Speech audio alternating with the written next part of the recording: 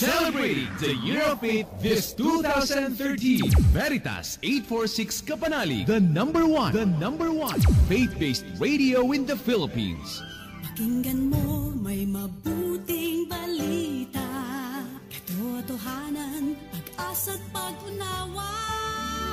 At kung puso mo ay naguguluhan, nalilito, kapanalig, ika'y makinig. Makinig, Veritas 846, kapanalig ninyo. Makinig, Veritas 846, radyo totoo, lahat ng kailangan mo. Balitang totoo, tulong na totoo, payong totoo.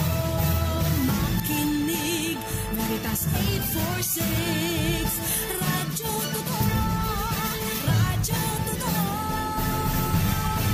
Member Catholic Media Network and kapisanan ng mga broadcaster ng Pilipinas.